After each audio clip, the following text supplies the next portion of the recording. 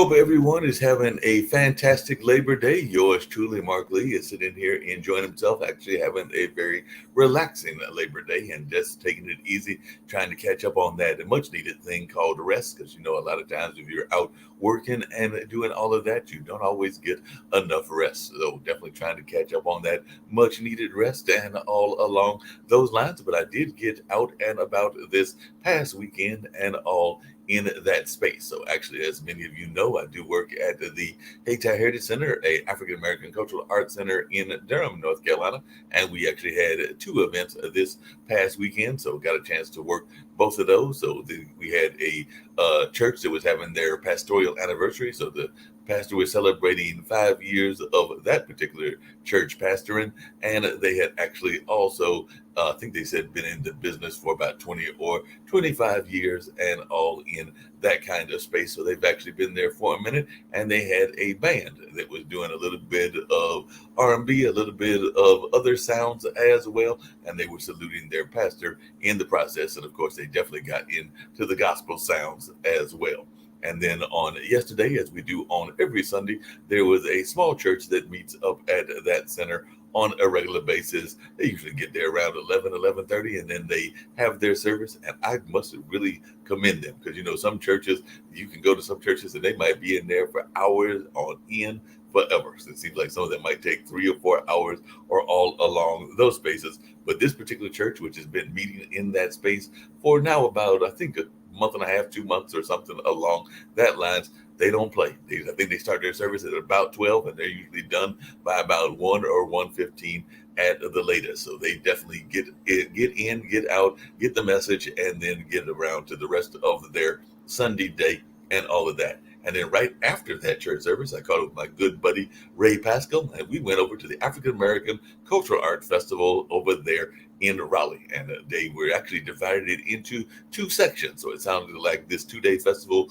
that the evening time, which was the paid part, is the one that featured a lot of the music and had a lot of big names. I know Kim Person, who is a local gospel artist, was there. Chubb Rock was performing, and they had others, including Just Once, that were performing as well. But that was for the paid part. The part that we went to was kind of the neighborhood part, the free part, and all along those lines. So they had vendors there. They had people that were speaking about the different parts of our culture. I think I heard a spoken word person performing as well. And then, of course, there were a number of vendors there. So you got to see all kinds of amazing vendors and all in that space. As a matter of fact, I was talking to Ray, and while that festival was 2 days, we were thinking about going to check out a couple of things that are going on later on this evening on actual Labor Day. So there is one that is a barbecue experience that sounds like it's going to feature a lot of Latin American music, but also some hip hop and other performers. And then there was another one that, of course, it's Labor Day. So they'll be doing stuff around the labor movement and all of that. So that is the one that is going to be taking place over on Liberty Street here in Durham. So we're going to probably get in touch with each other later on this afternoon and decide if we'll pop over to either one of those two activities and check it out or not. But that's just some of the things that are happening in this space and in what's going on in Durham. I was actually surprised, and I'm going to see what Mark Lynn, who's one of my guests and is actually the primary guest today, has got to say about what's going on in his world and all along those lines. Because one of the things that surprised me, and it actually surprised my friend Calvin, who just recently moved back to North Carolina after having been in Atlanta for a while, was the amount of people that were out and about, but also the amount of people that were not wearing masks. And while this pandemic does seem to be easing out and does seem to be ending and all of that, I still was surprised at how many folks were not wearing masks and were just out and about and just, in my mind, maybe even being a little bit carefree and all of that. But definitely, as more and more immunity is taking place, I guess that it's all right for us all to go to public spaces and enjoy those public spaces and in that kind of enjoyment. But I'm curious to see what Mark Lynn's got to say, because he told me that he was at a festival that sounds like it was an Italian festival, and I was wondering if he was noticing a lot of people that were out and about and not necessarily wearing masks or doing the social distancing and all of that. So I was just wondering what your thoughts were in that space. Because, like I said, it kind of surprised me, but it didn't, because I'm an event planner in addition to being a media person. So I've actually been to a few events these last several weeks, and it does seem like more and more of us are getting out and definitely just kind of like enjoying the old ways, even though there's definitely some hybrid events that are out there, because the older folks are like, I'm not going out there and all of that. So they want to see it online. But what's your take? Did you see a lot of people that were actually still masked up or not when you were at this festival? And where was this festival? I live in Scotch Plains, New Jersey, the greatest town in the country. I tell people that all the time. Like any town, we got our good, we got our bad. But I was talking to a friend of mine who moved out to California, and he comes back here and he's like, man, I really miss the area. We live in the best place in the United States of America. You go an hour north, you're in New York City. You go an hour south, you're at the beach. You go an hour west, you're at farmland. You go an hour and a half, you've got skiing. You can't get any better than the area that we in. That's why we pay high taxes, although nobody wants to pay high taxes. With the area that we're in with regards to the mask, I would say a lot of people did not have masks on. I mean, people were just running around having fun and enjoying themselves. Yeah. And it was actually really good to see that, because it's sort of the controlled chaos and the controlled misery of wearing masks put a lot on strain on people. Right. It really made people feel as if their lives were put on hold. And, we've been taught to keep moving. We've been taught that you shouldn't slow down unless you're like me, who wants to slow down all the time. But that's a different story. Now that people are able to get out and people are able to do what they want to do, people really don't want to just chill. People don't want to just hang. People literally want to be able to feel free. So it was cool to see all these people out and about. And tonight is night number 4. Okay. And I'm pretty sure I'm going to be there for night number 4. I don't want to be. I think I'm going to go and do a live stream from there for a few minutes. And excuse me. Once I do the live stream, I'm basically going to pack up. It is called the Italian Festival. It's called the Unico, St. Bartholomew's Unico Italian Festival in Scotch Plains, New Jersey. If you haven't heard about it, but if you are ever in New Jersey around Labor Day weekend, it's Labor Day every year. One day it's guaranteed to rain. Every year, one day it's guaranteed to rain. Always. And unfortunately, I'm hoping I don't get rained out tonight. I'm hoping I can do my live stream real quick and then be out. That being said, it's great to see people out and about. Last night, I had the honor and privilege of introducing one of my friends' band that was performing, and for them, it was a 15-year tradition. And when I saw him, he was like, "Hey, you want to bring us on stage?" And I was like, "Me? I don't know. I'm a little humble. I don't know if I'm really ready to be speaking in front of that many thousands of people, but I did it. I did it anyway." That can actually be a fun thing. I've actually emceed a couple of festivals. I'll actually be doing our Centerfest, which is our street festival, in 2 weeks on the 17th and the 18th here in Durham and all the things. So I enjoy doing that. I was actually supposed to do it on this past, I think that was on this past Saturday, because I produce a friend of mine's funk show that he does, which is a live stream funk show called Funk from the Front Seat. But Zach's band, the Nappy Head Funk Army, they were actually performing in Raleigh, our state capital. And I think originally the plan was for me to do the introduction of him for that, but that other thing called work and paying work got in the way. So I went to the paying work and did not, unfortunately, get a chance to make it to that particular event. But I did see the clips, and they were rocking it, because, it's a funk band. So they definitely know how to rock that. I love funk bands. There's a band in New Jersey called the Function Band. And every time I've hosted 2 music festivals, and every time I get to introduce them, it's just another level. And what I love is I always I try to pull the inner James Brown. I'm like, give me that funk, baby. Give me that funk. I want to just give me a little funk so I can introduce you with a little bit of rhythm right there. And the guy goes, I know what to do. Just comes in. I get that little beat going.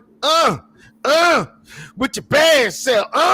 I get into it. I give them the best introduction ever. The crowd gets into it. They get the crowd excited. I love emceeing. Like I do stand-up comedy, But I love MCing because what I love about being an MC is going out there and depending on the situation, I'm a recluse. You know, I get to play the middleman, and this guy's going to bring you here and this person's going to bring you there. Not to mention, if you're a good MC, you can make as good as much money as the headliner with less work. Oh yeah. No A lot of people don't know a good MC that has really perfected the craft of being an MC can get as much money as the headliner. So if the headliner is, if you look at somebody like Steve Harvey, mm-hmm. Steve Harvey is such a master of being a host. He's going to get $50,000 to host a show. Right. Your top comic, even if it's Dave Chappelle, ain't going to get $50,000.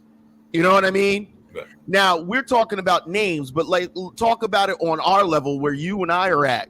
Right. We could still, how many people are in the audience? Oh, it's about 5,000. Oh, so you coming with 1,500, huh? Mm-hmm. You know, and people look at you when you say that, and they don't realize you want me to talk to 5,000 people. It's going to cost you some money. Exactly. No doubt about that. You know, one of the things I was really admiring is you have a lot of folks that you idolized growing up, but they definitely cover a wide spectrum, because I noticed that you definitely are an admirer, as am I, of Dr. Martin Luther King Jr. Yes. Also a fan of Michael Jackson, Eddie Murphy, Michael Jordan from right here in the Carolinas, and Tupac Shakur. You know, a lot of people would look at that list and be like, those folks, they're all African-American, but outside of that, all over the map. All over the map. I will tell you, my first influence was Martin Luther King Jr. My dad was, born in the segregated South. He was an educator. And what I loved about Martin Luther King was his message was about, loving people for their character. Right. And, it's funny, too, because nowadays they don't talk about it's, if you know about Martin Luther King and about Malcolm X, mm-hmm. they started to transform and switch into the opposite sides of it. Right. Malcolm X started becoming more civil, and we got to find a way to get along with them. And if people really knew, and the reason why Martin Luther King was killed, he started becoming more militant. Right. And not the I want to go out and kill people, but the more so like I think we're really trying to integrate ourselves into a burning house. Mm-hmm. These people, as much as we turn in our cheeks, these people don't really like us. And maybe I need to rethink about telling my people to integrate into this house. But the message that always resonates with me, and I just came back from Washington earlier this summer, and I stood where he did the I Have a Dream speech, and I went to go see the memorial in Washington, and I took a picture, and they said, it's not where a man stands at comfort when things are going good. It's where a man stands when things are bad. And I'm not saying it exactly as it is, but the point is, when times get hard and times get tough, where does this man stand? Because it's easy to follow. And that's, it would have been easy for Martin Luther King to just follow, but he became a leader because he believed in his message. And even to this day, that message resonates with me. We have to, as individuals, decide, are we followers or are we leaders? And we could all lead in different ways. Right. I don't consider myself a leader. I consider myself a hard-headed knucklehead. And what I mean by that is I believe in what I'm saying. I grew up, I love the town I grew up in. It's Scotch Plains, New Jersey. Scotch Plains, New Jersey is a majority white town. Right. And, as a person of color, you learn to blend in as much as you can. You don't want to be seen as that militant black person. But over time, people start realizing, they don't realize that you are a black person. And when you have to let them know, no, I am black. I've experienced racism. It's amazing to see the reaction. And that's why I love that. I always tell people I love Martin Luther King. But now here's the flip. I also love Tupac. Right. And I love Tupac because Tupac as well was like, F all y'all. Mm-hmm. I'm telling you the struggles that black people are going through. And yeah, I'm a talent and I'm a rapper and I'm making money, but there's a message behind what I'm telling you and you don't want to hear it. which is it's you know, and I always tell that to people, and I go, Tupac was a troubled youth as a black man trying to find his way in a world that didn't like him. And I could relate to that because I never felt the world that I lived in really liked me. They liked me if I played a role. Right. But if I became more of who I am and spoke out more about what I felt, and if you read my book, I don't know if you picked up the book, the original, this is a shameless plug, but I'm going to do it anyway. Go for it. If you pick up my book, Lessons from a Shit Talker, this is book number 1. I actually talk about, you know I'm going to have to dive off on the deep end, and, you know, I'm going to have to be courageous enough to share my story honestly and piss people off. And doing so, it worked both ways. Right. And I realized more so when you were reading off that list of the people that I follow, I was emulating a lot of characteristics from all of them. They were all disciplined. They were all leaders. They all believed in what they were doing, and they all wanted to excel and be the best at what they're doing. Right. Now, that makes a lot of sense. You know, a friend of mine is actually that same guy with the funk show and everything. We sometimes will be talking about music, and sometimes I will use the phrase black music and white music, and he's always sometimes getting on me because he's like, there is no such thing as black and white music. There's basically just music and all along those lines. But I was just wondering your thoughts around that, whether we should be dividing ourselves, whether it's musically or other things along racial lines, or should we actually just kind of like have this worldview and all of that? In 2022, I would say music's music. I will say music's music. However, if you want to go back years ago, there was a thing called black music versus white music. But there's also a thing called Israeli music. If you're listening to music that's primarily made in Israel, if you're listening to music primarily made for Chinese people, it's Chinese music. So there is this thing of certain cultures having only music that's for them. And it's not that it's for them. It's made and created and established around their people. Right. As far as in America, we make up the black music. We make up the white music. But really, it's music. Right. It's and to be honest with you, at one point, the best rapper was a white guy, right? The best golfer was a black guy. Right. So the white guy's killing in rap, and the black guy's killing in golf. Yeah. So we're working towards transcending lines, right, which is beautiful. But we also live in a time where people don't want us to transcend lines. They want to keep that divide. They want to keep that hate. They want to keep that nastiness because they've profited off of it. Right.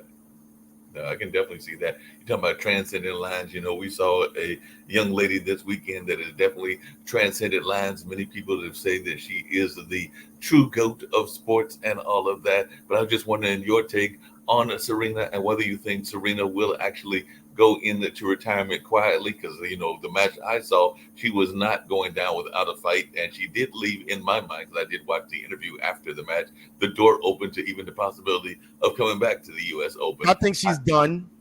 She had a daughter. Even if she's one and done with having a daughter, having a kid changes your body as a woman. Right. For men, it's different. You know, like it's not the same. For women, having a kid takes a toll on your body. She suffers from migraines.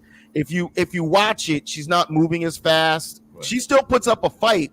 She's not moving as fast. She's not getting to those ground balls as fast. She's not really responding as quick. She could put up a fight and she can make it into the second or third round easily of some of these lesser known tournaments. Yes. She'd be a great name. She could be a great ambassador for the game. I would love to see her as an ambassador because they don't have any women of color as an ambassador for tennis. Right. So seeing her still do it is great. I realize part of the reason why she did it also is to be an inspiration to little girls of color. It's important that little girls of color see and notice that you can do this. You can accomplish great things. One of the things that I'm working on is public speaking to kids in general and letting them know, because that's what my book is about. The first book I wrote is about following your dreams and believing in yourself and how to get there and the things I had to go through. And I think a lot of people, a lot of kids these days are giving up for a lot of reasons. Yeah, there's a lot of kids that are giving up, and I definitely want to go up and do that with you as well and everything. But one of the things that I have also been admiring, because I do follow to some degree, not as much as one of my fellow host on this network, Steve Rowell, actually played tennis, I think, on the college level and maybe even on the professional level and all in that space. But I did follow it because my dad was a tennis player, a college tennis player, and definitely got me to watching greats like Arthur Ashe and McEnroe and a number of the other old school greats and all of that. And I was also admiring, and she's still in the tournament, I think she'll be playing very soon, Coco Gauff and everything, because it sounds to me like her father and her parents did something that apparently you had in your life as well, which is parental sacrifices. Because it sounds to me like her dad, who was a college athlete, and her mom kind of gave up on their individual careers and actually dedicated their career toward making Coco as great as she is and all of that. Because it sounds like her dad is her coach and her mom basically took over the schooling part because she is an educator by trade and all of that. So she's been doing the education while Corey has been doing the aspect of the actual coaching. But I was just wondering your thoughts about folks that make that sacrifice for their kids in order to have the kids get to that next level of greatness, whatever that next level is. I think there's two levels of parents when it comes to that. You got the parents that's trying to relive the greatness of their glory days through their child. Right. So they're doing everything in their power to say, I'm gonna get my child to this point. I'm going to make sure my child gets, and I'm going to make every sacrifice in the world to get. So it looks good on the outside, but they're pushing this child, and this child might not be ready for this push. You know, my parents didn't push me. My parents basically were like, the world's yours if you want it. Right. You know, my dad was a teacher, but he was a coach. He played football when he was in college. He coached high school football. Very intelligent man, very good with money, which is the opposite of me. I suck with money. I mean, that's why I'm trying to get rich, so I don't have to worry about money. You know, like I need to figure out how to make $150,000 by tomorrow so that I won't have to worry about money for a while. But the point is, if your parents are pushing you and you're not ready to receive it, it's not going to work. And I think a lot of parents figure, well, the kid's going to follow me no matter what. So as long as the kid's following me, it's going to work. What I will say is, if there's got to be a balance of being a child and being an athlete or being great at whatever you do. Most of these kids, if you look at Tiger Woods was good as long as he could keep that shell around him. And the minute that shell cracked, the rest of his game cracked. He was still good, but he's never been as good since all the controversy and all that stuff came out. We've seen this in football with it was Mandarick, I think, the guy that was a player for the Raiders. Right. And his dad had him eating like raw livers and had him on this, Tony Mandarick, I think that was his name. And his dad was like, oh, he's going to be the next great athlete. But the minute he made it to the pros and he had to make decisions on his own, he cracked because he didn't know how to be without somebody telling him. And when you get to the NFL, you sign a contract, but your dad don't sign the contract. Your mom don't sign the contract. You do. So the weight of you making more is on you. Yeah. And if you calling your shots, and I think a lot of parents forget this, you have to let your kid be a kid to a certain degree so that they're never – what messed up Michael Jackson? Joe never let Mike be a child. Well, Mike was always chasing being a child, being a goofball, just being a 10-year-old kid because he couldn't be a 10-year-old kid. And, there's something when you're talking about it that goes into trauma. Right. If you experience trauma at a certain point in your life and it's really scarring, you start chasing that age the rest of your life because you missed out on the rest of your life. So when you think about Michael Jackson, yeah, he was great. but he had the weight of the world because his fam. Listen, ain't nobody trying to go see Marlon Jackson be the lead singer of the Jackson 5. You know? That's true. They're trying to see Michael. Now, in your opinion, because this is another thing that I know is debated big time, and I'm actually a fan of both. But if you had to put your money on it, would you consider Michael greater than Prince, or Prince greater than Michael, or do you think that they are equals of each other and that they have individual? I think they are the greatest on individual basis, not equally, but Michael is years and years and light years ahead of Prince. And I'm going to say it for this reason. Michael was transcending while Prince was still learning. Okay.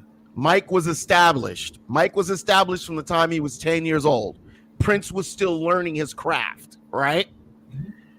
Michael was literally, he grew up in front of America, literally.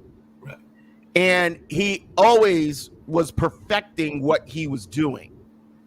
There's no, Michael Jackson's the only man that could, I don't care how much you love Prince. Prince has got a minute to start rocking a tune or do something in order to, get us to say, okay, I'm ready for this. Michael Jackson is the only man that can stand on stage for 2 minutes, not say a word, not dance, not do anything, and the crowd will go crazy for 2 minutes straight because of his presence, his aura. Right. Everybody tried to compare Beyonce to that, and I said, Beyonce better start dancing in 30 seconds. Beyonce better start doing something in under 30 seconds. Michael Jackson could go on stage and sit there and say, love me, love me. He called it letting it simmer. Let it simmer. Let the audience simmer a little bit. Let them take in what we're about to do for them. He's the only guy. Elvis couldn't pull that off, and Elvis was huge. No, Elvis was very huge and everything. And that's actually somebody I was getting their reference and everything. Because one of the things I was wondering about, and I'd love to see your take on this, Marklyn, and everything. But my question is, do you think that you can truly grow up in America's eyes and not suffer from trauma and all that? Because, I mean, everybody that we've seen do that has actually, at some point had a tragic fall. Michael is an example. Elvis is an example. I would even argue, even though she hasn't necessarily had the kind of tragic falls that befell her brother, but even Janet has had her moments, and she definitely grew up in the public eyes, being that character Penny on Good Times and all of that. But I was just wondering, is it possible to grow up in the public eyes and not have those issues? Because I even think about the kid that was on, I can't think of his name right now, but the kid that was on the Addams Family, and even the one that was on The Munsters, and from what I understand, both of them had their own troubles as well. I will say this. The only people that end up normal are the people that walk away once they become adults. Right. They let it go. They're like, I've had my fun, done my dirt. I don't want this anymore. Right.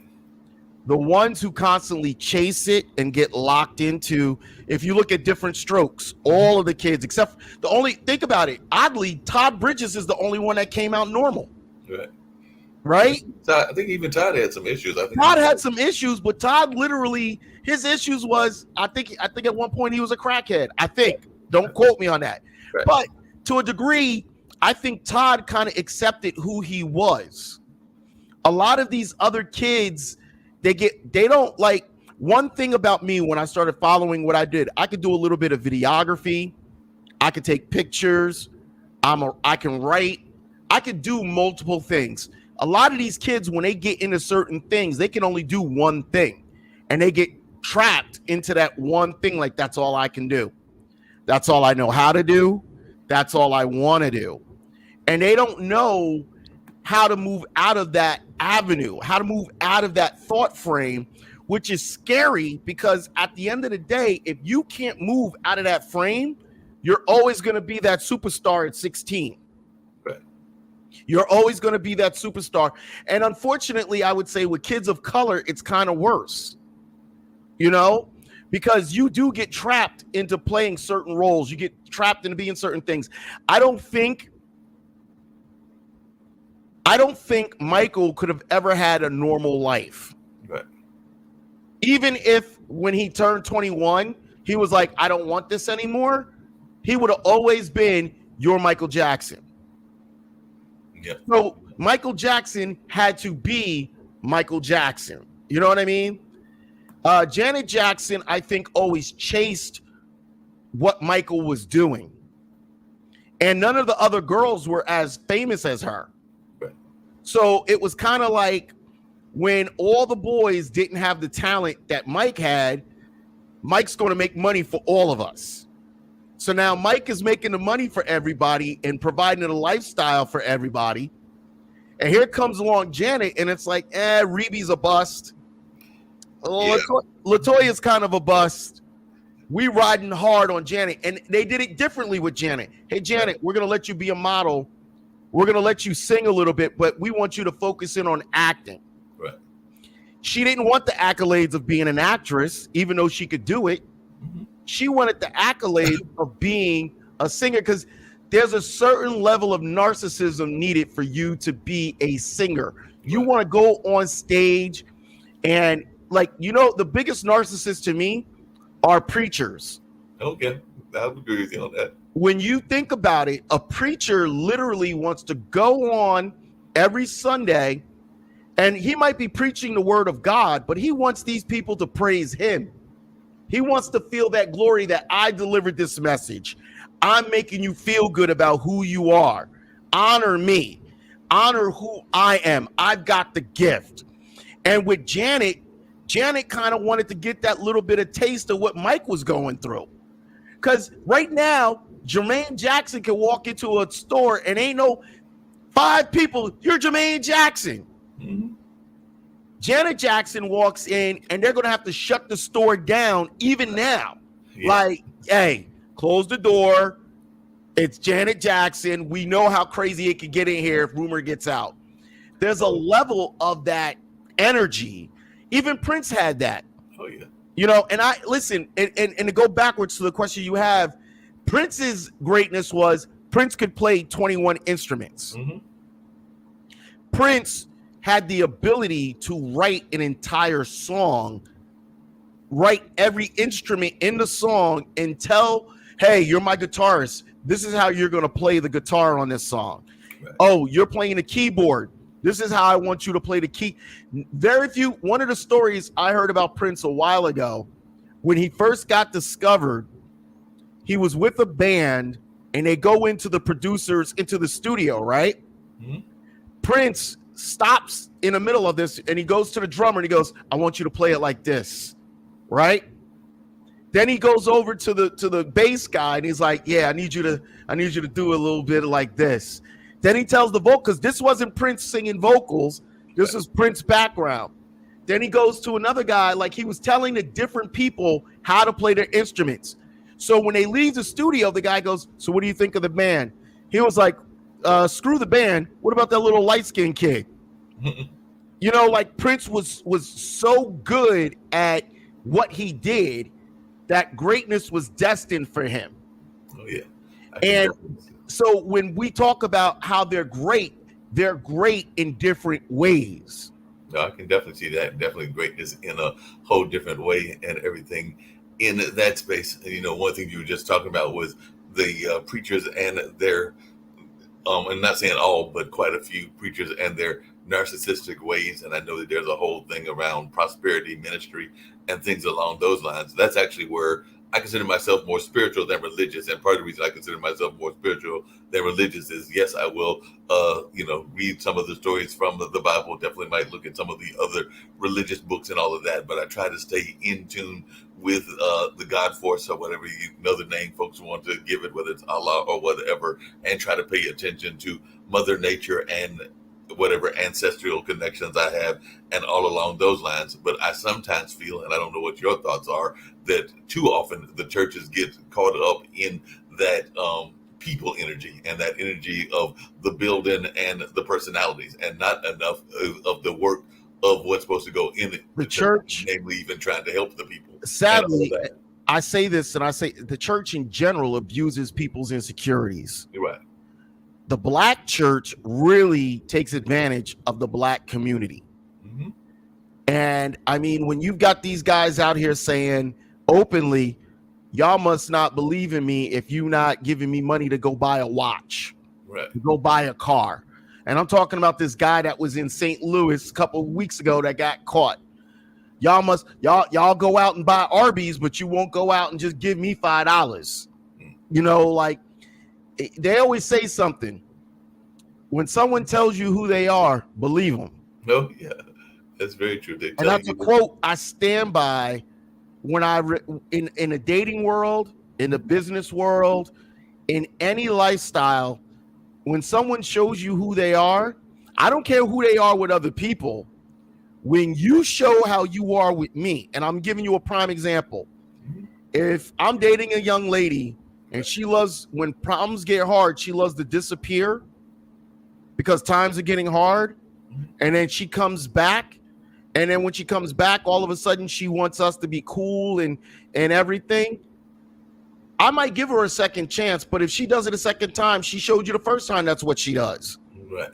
And same thing with men. When someone shows you who they are, believe them. So when you see these ministers telling you it's okay to be poor, there's something grateful to be poor and learn from it. Meanwhile, I'm asking you to donate to my Mercedes fund.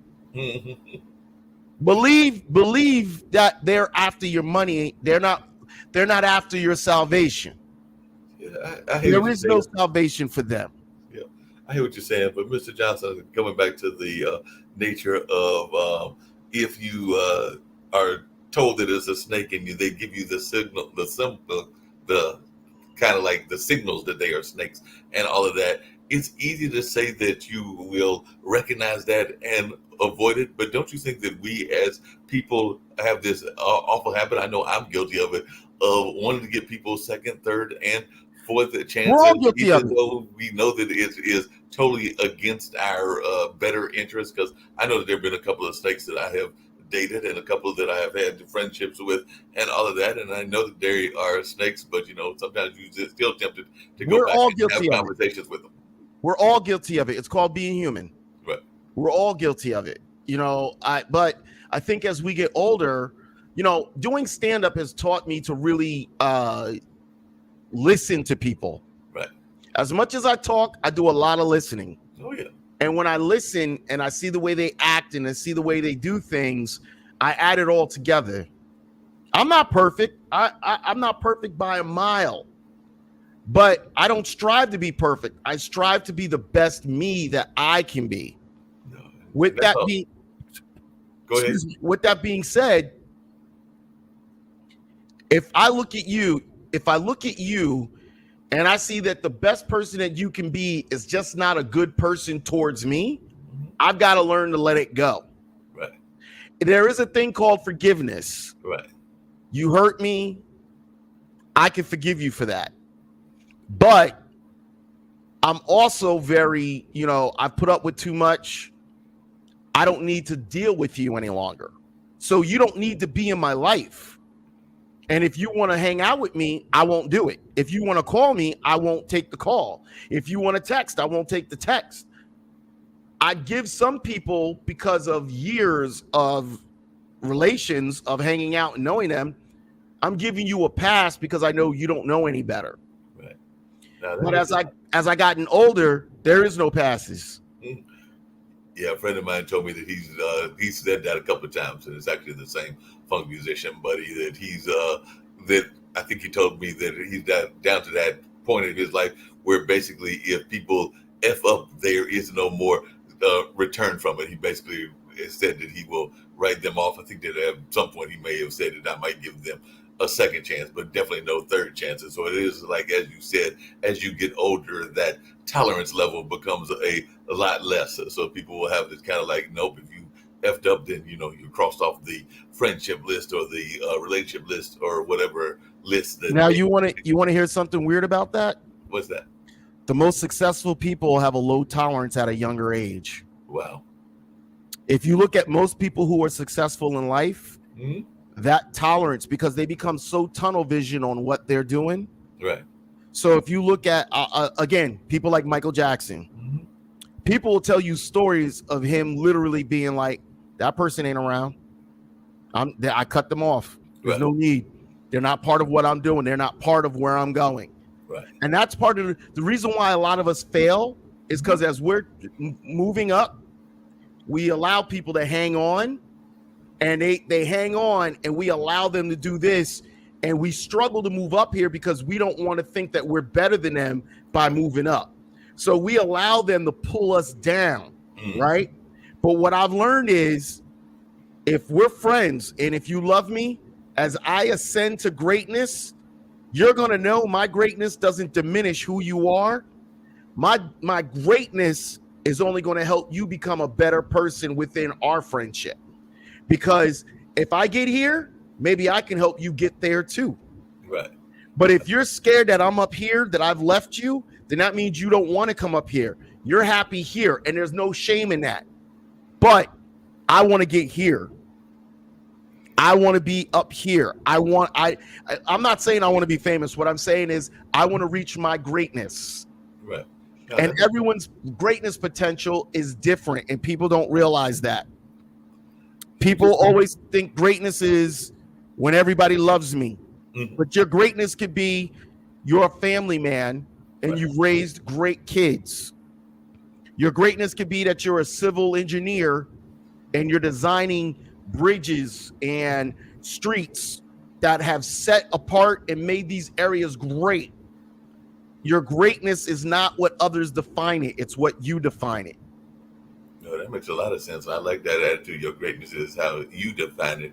And along those lines and everything, because they actually raised a couple of interesting questions within that. So I guess I'll start off with the first one that just crossed my mind, because a couple of ones crossed my mind as we were talking. But and within that greatness, do you sometimes find, and I don't know if you're still in that single space or not, I just hit the big 60 in July, and I am still in that single space. And I do know that sometimes within that space, there are a number of people that have, we're talking about the ministers, there are also a number of people even in the dating space that have materialistic ideals. So if you don't have the right car, the right job, the right whatever, they sometimes will rule you off the list, even though, as you know, and I know, there are some blue collar workers that actually make much more money than some of those quote unquote white collar jobs, like the doctors, the lawyers, and the folks in that space. But I was just wondering, in your own life, if you have seen that where people are wanting to rule out you because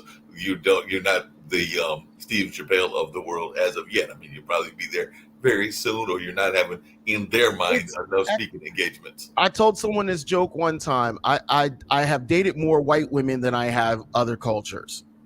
And unfortunately for some white women, I'm black, but I'm too black. Gotcha. You know what I mean? Because I speak out about racial issues. I speak out about issues that affect the black community. Right. And, you know, for some, I'm too black. They don't want to deal with it. It's okay that you're black, but they don't want to deal with the fact that, you know, I'm a vocal black. Right. Here's issues that are going on in the black community, and if I could shed light on it, cool. I'm not calling for protesting. I'm not calling for marching. What I'm calling for is be aware that we know what's going on around us. Right. With that said, I also live in a very semi-materialistic area where you meet a lot of women who, some of them are successful on their own. Let's be honest. Some of them are, so you get it. But there's a hypocrisy of you and I could be successful and we could meet a woman that's making $35,000 a year and we're supposed to be okay with that. Right. But on the flip side, a woman could be successful and she'll demand that a man be as successful because she doesn't want a man using her for her money. Right. And they don't look at themselves that way. They don't reflect on it that way. They refuse to accept the fact that they're being hypocrites. You know, and it's, you know, I reconnected with a friend of mine not too long ago. Great girl, doing very well for herself, 100%. And she kept saying how she didn't, you know, want a man that she had to take care of or that was going to try and use her for her money, whatever. And I laughed at her because if you're taking the time to get to know someone, they're going to make, like, if you rush, yeah, it's going to happen. If you slow down and take the time to get to know someone, they're going to show you easily what they're into, what they're trying to do, because they can't hide it. You know what I mean? They can't, like, if somebody's going to screw you, they're usually going to show you within the first 6 months to a year. When people say, oh, no, they blinded me, they didn't blind you. You chose to be blind. Right. A leopard doesn't change his spot, and every time you meet a leopard, the leopard will let you know, I'm the leopard. I'm coming for you. Yeah. People choose to ignore the spots because they wanted to see the lion, and the lion is the king, and that's what they wanted. They didn't want to see the leopard that's like, oh, yeah, give me a moment and see what I do to you. But like I said, I've got to bring up something else in that space and everything, because like I said, so many thoughts and questions are coming to my mind. But one of the things that I know is that sometimes when you run across those leopards that have already revealed that they are leopards, and you've heard their history, you know their history, and you know that they are leopards and that they will probably chew you up if they are given that opportunity. No, probably they definitely will chew you up. You know, we also have, just like in the Wild Kingdom, we have what are supposed to be allies and things of that nature. You talk about the lion, and I'm sure that there have been times that the gazelles, which were going to be eaten by the lion, and some of those other wild cats saw the lion coming and all of that, and you know, they probably could have protected each other. But sometimes we don't do that even as a people, because I can't tell you how many times it's happened, at least twice that I'm aware of, and it might have happened more than that, that the friends or the allies see that you are in a dangerous situation, but because they don't want to lose their friendship with you, they will tell you after the fact that they knew that that was a bad situation that you were in and all of that. So I was wondering if you dealt with that, and maybe how you deal with that as well, because I do know that sometimes your friends will say, hey, you know, that was a horrible person. You should have been with them in the first place. I don't know why you were with them, because I knew that that was going to be trouble from Jump Street and all of that. In the back of your mind, you're going like, well, why didn't you tell me that when I was in the middle of it? You could have saved me some heartache and all of that. And they will usually tell you, if we had told you, you wouldn't listen. And in some ways, they might be right. I will tell you this, and I just went through this myself. There was this guy that we went to high school with who was kind of like a neo-Nazi. Mm-hmm. Everybody knew it. A friend of mine who's a mixed girl, very pretty, very nice, very got her mind right. She started dating this guy, and the guy kind of was like, oh, I had a thing for you in high school, always had a thing for you, whatever. When she told me she was going to get married to him, I was kind of like, And I just said to her, are you sure? Right. And she said, I've never been married. I'm in my 40s. I really care about him. I'm gonna take this dive. And, you know, again, a leopard never changes his spots. Mm-hmm. Interacting with this gentleman on Facebook, he would always say some borderline racist things. She saw it, and she kind of, you know, gave him that side eye, but it was like, I'm giving you the benefit of the doubt that you didn't mean it the way it said it, right? So lo and behold, you know, it all comes to pass. They're getting a divorce. Wow. And he's a bum. He doesn't uphold his end. She's paying all the bills, but he's all about, I'm the man, but he ain't the man, you know? Nobody respects him, but he doesn't do anything to be respected. And her friends and I were at an event, and we were all saying at the same time, we don't know why she married him. And then she turned around and goes, well, if y'all didn't think, and it was like, listen, we could all question it, right, but at the end of the day, you have to make that decision. And I said, when I asked you, are you sure? Once you told me, yes, I have to take your word for it. Had you hesitated and said, I'm not sure, I would have said, listen, if you're not sure, don't do it. It's not worth it. You went ahead with it. Yeah. Now you turned out you got burnt. You can't blame me. Blame yourself. You got burnt. Yeah. That makes a lot of sense. Using the lion and the lion analogies and everything in that space, you sometimes speak in the churches and you also speak in schools, and you just had some very, and I agree with you, harsh words for the churches. So I was wondering, do you ever run into problems where you are speaking some truth about the churches, or do you let the church know up front that you might hurt their feelings when you go in there, or do you leave those parts of the conversation alone when you Well, are going into church environments? when I speak at a church more so for encouragement of kids. Right.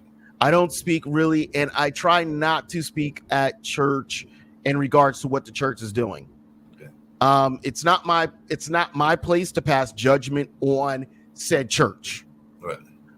If somebody asks me privately what I think, I'll give an opinion overall of what I believe about the church, because that's my overall opinion.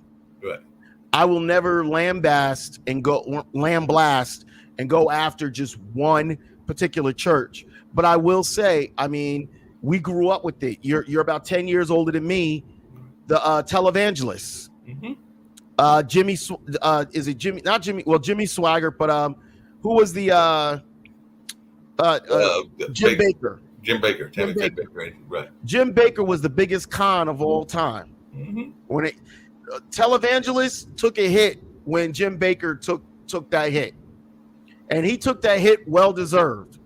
I got one that might be bigger than Jim Baker, though, but that's just a matter of debate. But anybody that tells you that they got to get a certain amount of money or they will go to heaven, I put that as one of the greatest cons of all time as well, and that was actually Oral Roberts. It's pathetic how they prey upon people who have no hope.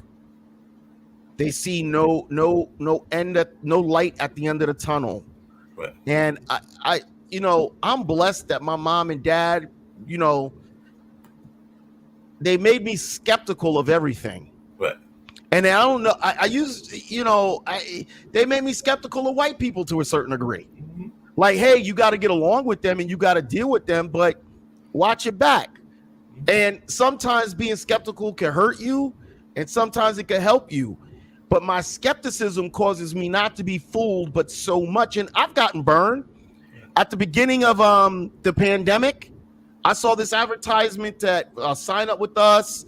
We're going to send you some money. You're going to go do this and do that. They sent me a fake check. I deposited the check. I then took the money out of my account and ran up these American Express cards. And it turned out it was fake. So they took my money, $3,000. So I hate to tell you this, Mr. Johnson, but I got burned by one of those about, I think, it's been a while back. I think it was maybe almost 8-9 years ago. So I know exactly the check that you're talking about, and those mysterious checks, and they look very authentic. They look very real. And yes, if you put them in your account, they can definitely do some serious damage to that account. But what I learned about that was, because I was so starved for money, mm-hmm. because I was so starved to say, hey, I got an easy gig. Okay. What I should have done when I deposited the check, I should have waited 5 business days. Yeah, exactly. Because those guys didn't need that money right away. I could have waited 5 business days, and then when the money wasn't available, I could have said to them, your check bounced. Right. But this is what we mean by the church. This is what we mean by scammers. People are so busy preying on your need for money. Right. So when you are so hungry, and so there's an expression, don't ever show someone how hungry you are. Right. Because you might not like the meal they're about to serve you. Yeah, that's real true. You might not like what they're about to give you and all of that. You were talking about how great your hometown is that you live in now and all of that. And I definitely have that kind of same respect for the city that I live in. Durham definitely has a lot of great. Durham ain't nothing to Scotch Plains, bro. Don't go there. No, I'm not going to go there. I actually had another question about that because, like I said, we won't debate which town is better. And like I said, North Carolina is near the beach.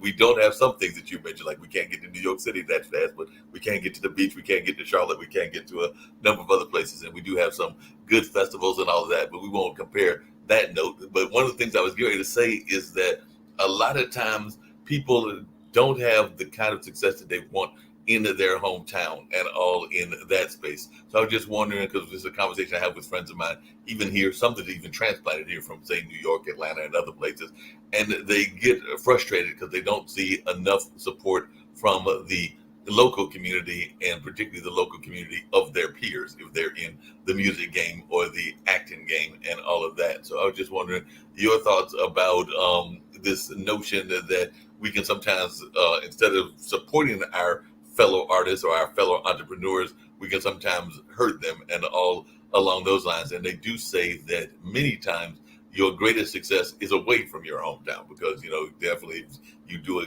gig in your hometown, a lot of times they'll be like, oh, I can see him anytime. He's my neighbor down the street, so I can catch him when his next gig is, or they might even wait for the free gig and all of that. So I just wondering your take on this notion that we are much more successful out of our town and our comfort zones than we are within.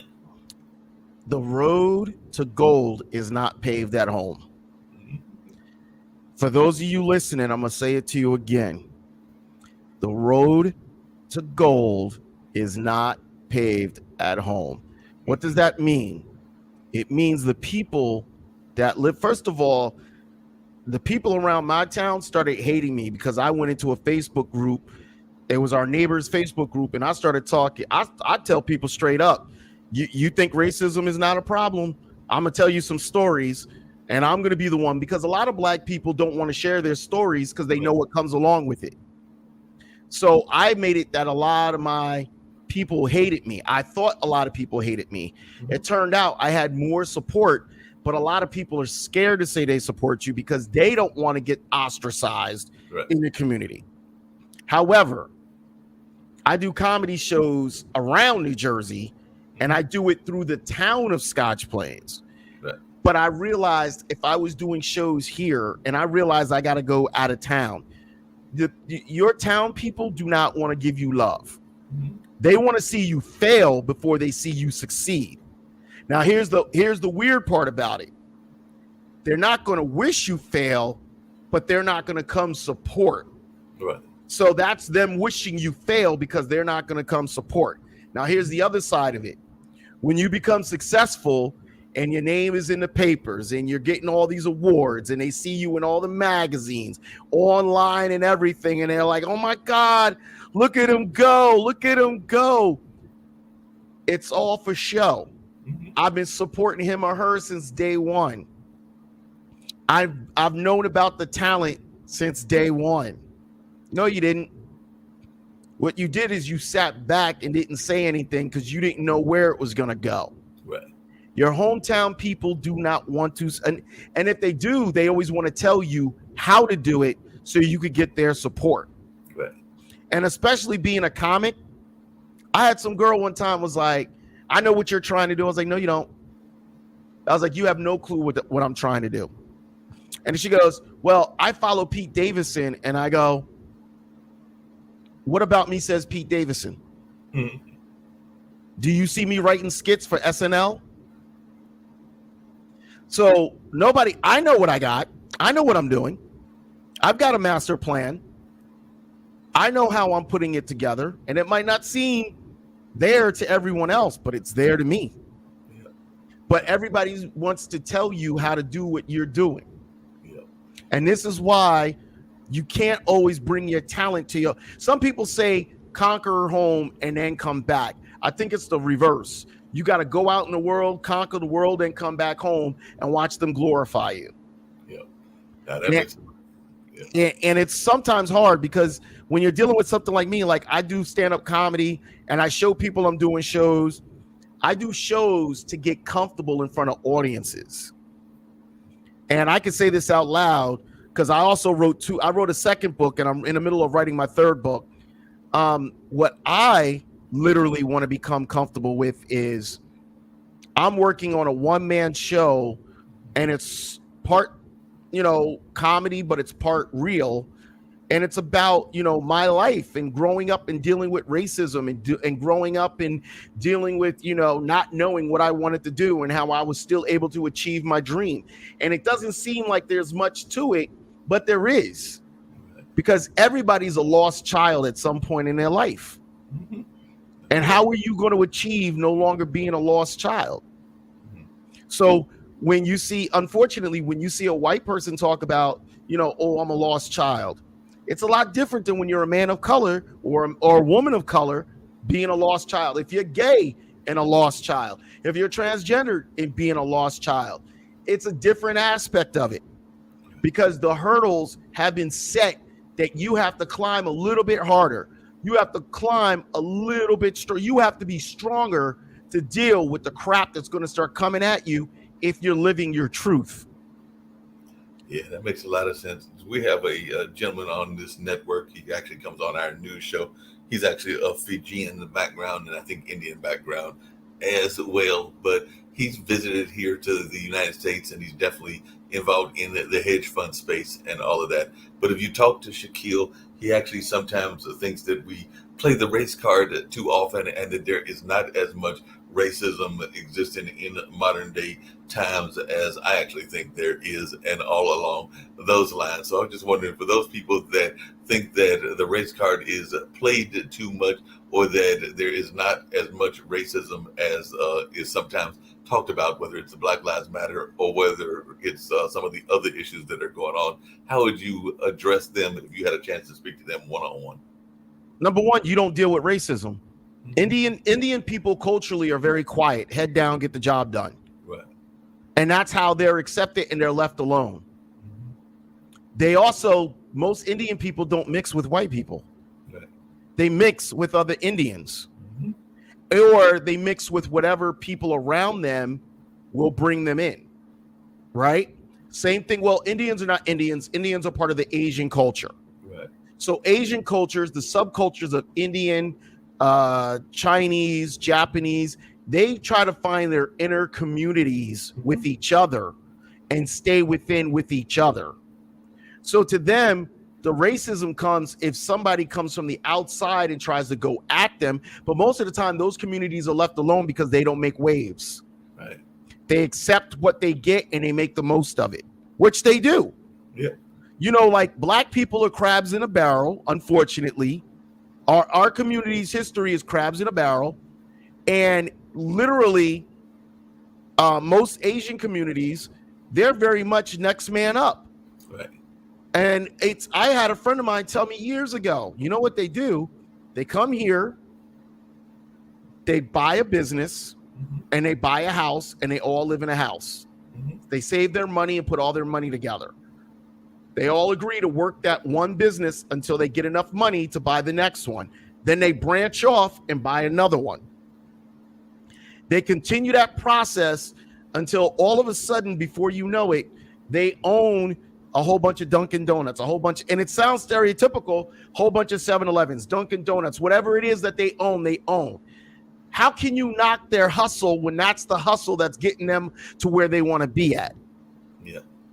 They learn to live within their means. They learn not to necessarily be worried about what other people I'm here to live. So when they say racism isn't a problem, yeah, but you haven't been part of the American culture the way black people are. Right. Black people have been, when you see someone, my grandparents came here on a ship and they did well. Your grandparents don't have that mark of being black. Your grandparents could change their last name. So maybe they still had the accent, but if you went to an American school, you didn't. So instead of your last name being Martinez, you're now Martin. Right.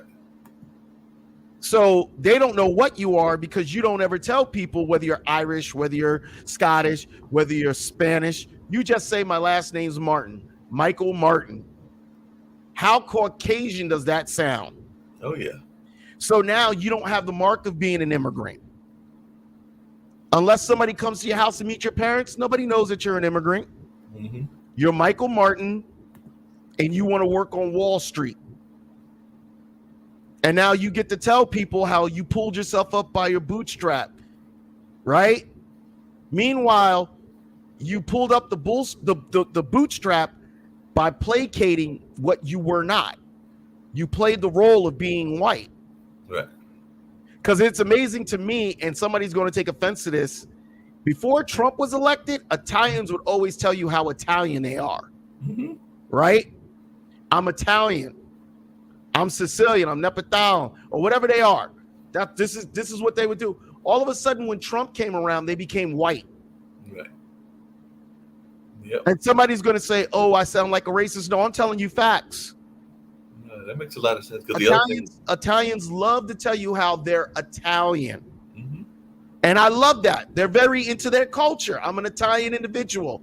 The minute Trump was elected, all of a sudden they became white. Mm-hmm. They were this dude that I know that's an Italian American made a post about I'm an American and I'm white and I'm proud. And I guess that's the other question I was going to ask, because a lot of times, whether it's Shaquille or with other people, they will also give you this attitude of, why can't you just be American? Why do you have to be African American? Why do you have to be Native American? Why can't you just be American? And he will sometimes say, and I've heard this from other people as well, I don't want to be a hedge fund person with that title that I am a Fijian or an Asian hedge fund person. I just want to be the greatest hedge fund person, period. I don't want to have a title on there. Like he might say that you shouldn't be trying to be an African American comic. You should just be trying First of all, I'm not an African American comic. I'm a comic. Right. That's number one. Number two, America sees me as an African American comic. Right. America sees me as a black man first. Right. And a man second. They see me as black first, a man second. Am I saying all America does? No. I'm saying at large, I'm black first with the assumptions of how I'm going to speak, how I'm going to act, what I'm going to do. America at large. Mm-hmm.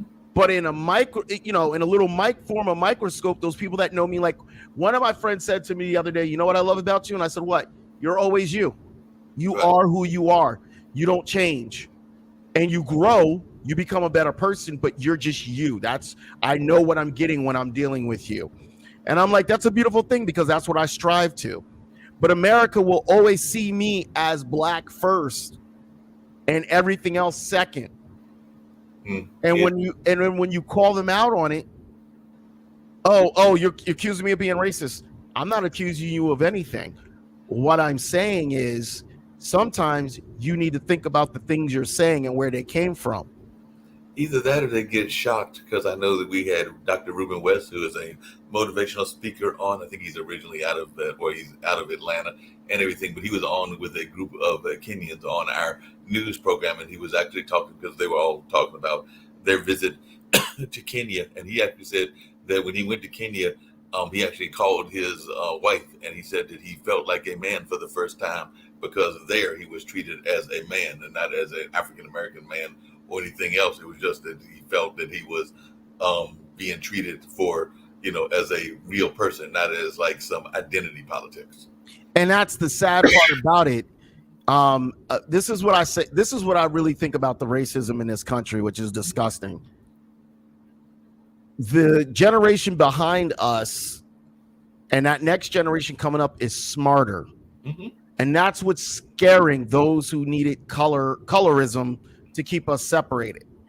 We're becoming smarter and more aware. With that being the case, some of us in our generation, which is Generation X, right, have been like, it's always been there. What are you talking about? It's nothing new. In order to get by in life, we had to shut the hell up and accept it. Well, the younger generation is not accepting it, and that's why you see all these politicians and all these idiots talking about, we don't want CRT, we don't want our white kids feeling bad. Like, why would your white kids feel bad about stuff they didn't do? I don't feel you don't think, Christopher Columbus raped Indians. He raped Africans. It's what he did. Why are you so scared to talk about that? Why are you so hell-bent to make it seem like Christopher Columbus was the great savior that he was? That doesn't mean that he didn't do what he did, but this was part of it. And the reason why people are so animated, I could be screwing the word up, I'm sorry, adamant. The reason why people are so adamant about telling the truth is because you keep portraying this image that these people are great. Never did anything wrong, right? And now when you find out the truth, how dare you tell me that it's that happened? Well, do you want the truth or do you want to lie? Right. Because we had to accept the lie. Mm-hmm. Going to a school, I didn't know anything about Black history until I went away to college. Wow. What I could go online and look up. I didn't know anything about Malcolm X. Mm-hmm. I mean, some of my friends did because they were, into it before I was. I didn't know anything about Malcolm X. Right. If you accept the whitewashed history that's given to you, you don't think Black people played any intricate part in this country except for being slaves. Mm-hmm. Yeah, they don't talk about the inventions and even the design of DC or the washing machine or a number of other things that actually came from the African American community. The internet. In books. The internet was invented by a Black person. Right. And I'm not going to say the entire internet itself. Right. The concept and idea came from a Black inventor. Mm-hmm. With that being said, the cell phone that you have in your hand every day was created by a Black man. Mm-hmm.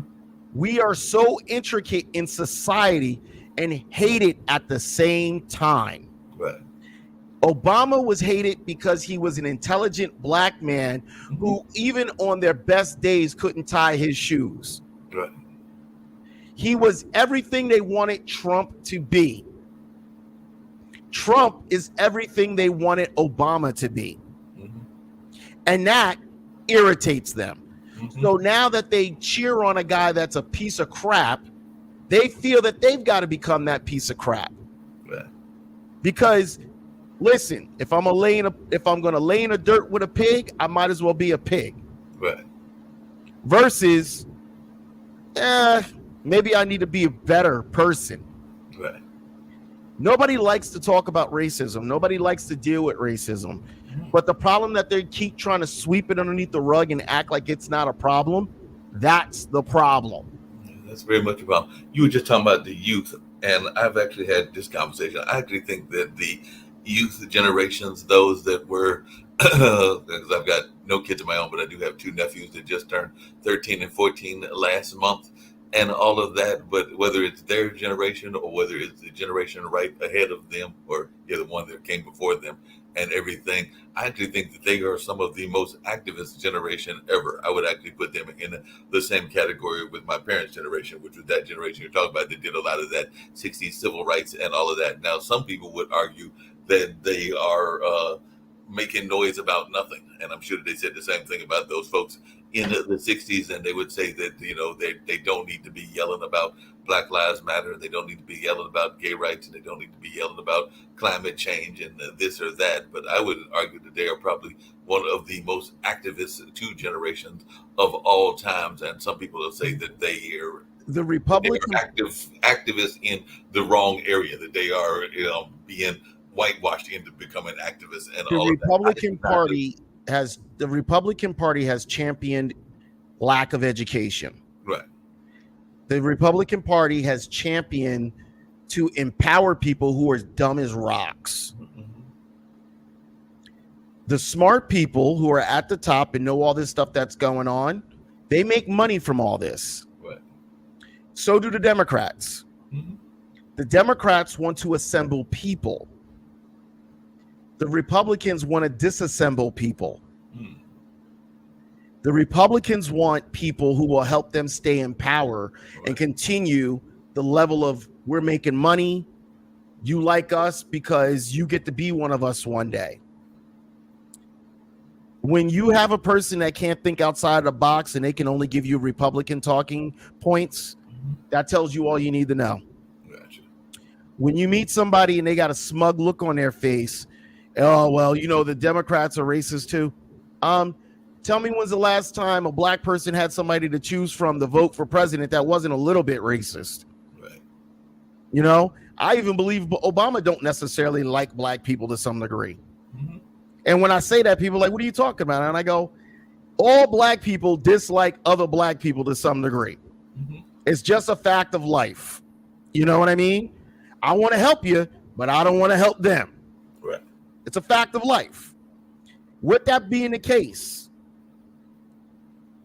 you have to get to a point where you can stop doing the talking points and start looking up information and understand what's going on around you. This is a record year for heat. Lakes are drying up. Forests are burning down. Right. Mississippi has a water supply problem, which has been going on for years. Mm-hmm. These are all active things that Republicans want to make it seem like it's just nature, just the way it is. It's normal. No, it's not. It's been going on for over 30 years, 40 years. Right.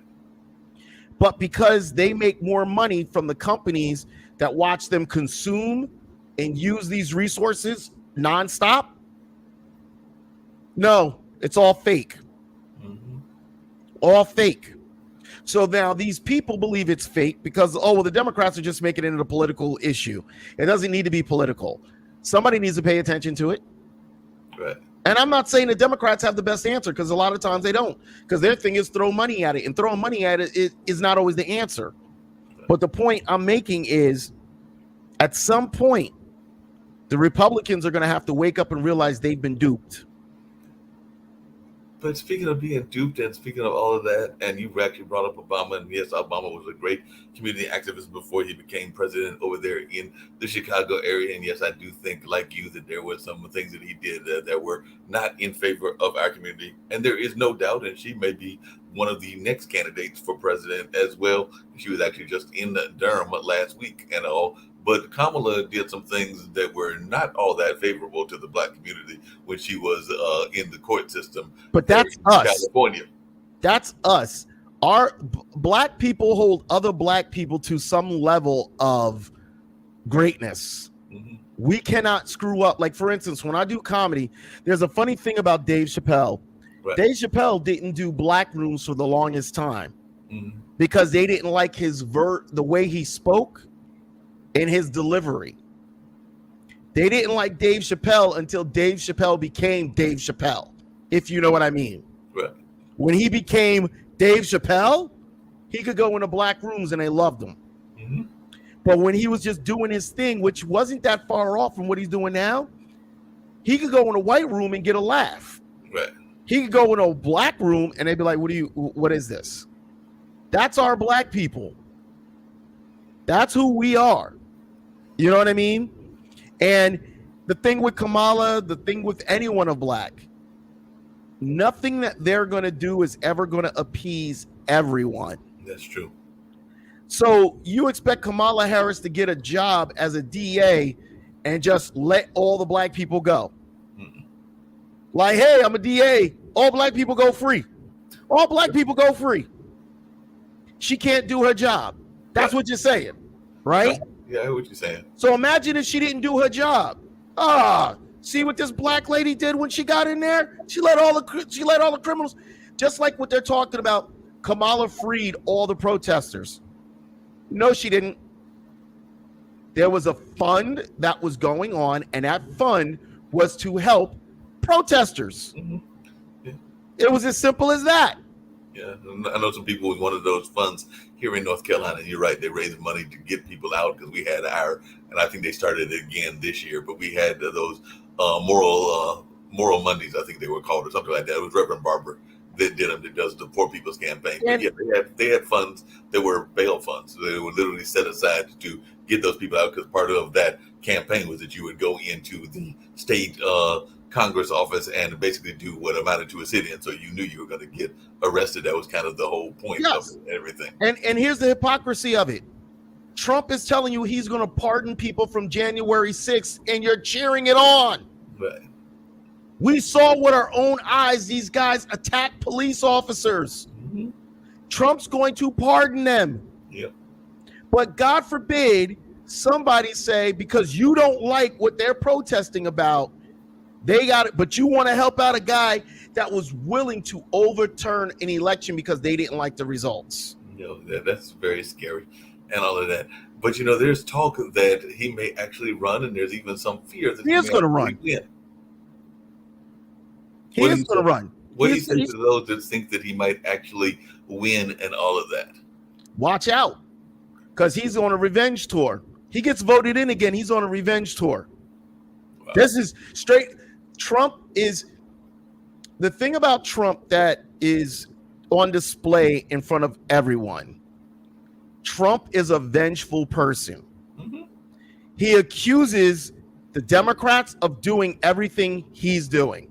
Right. He called Biden a fascist because he made fun and he called out the MAGA Trump reporters, right? He was like, yo, those guys are extreme. They're a detriment to society. It's bad, right? He's upset that they're being called out for it. So now what did he do? He did the same thing. He said Joe Biden and the Democrats are detriment to American freedom. What's freedom about setting off all your patriots to break into the Capitol and kill people and threaten to kill people, threaten to hurt people to turn over an election? I didn't see any Democrats do that. No, not at all. I didn't see not one Democrat. I saw a whole bunch of Republicans doing it. But you want me to believe that he stands for good? Trump idolizes Hitler.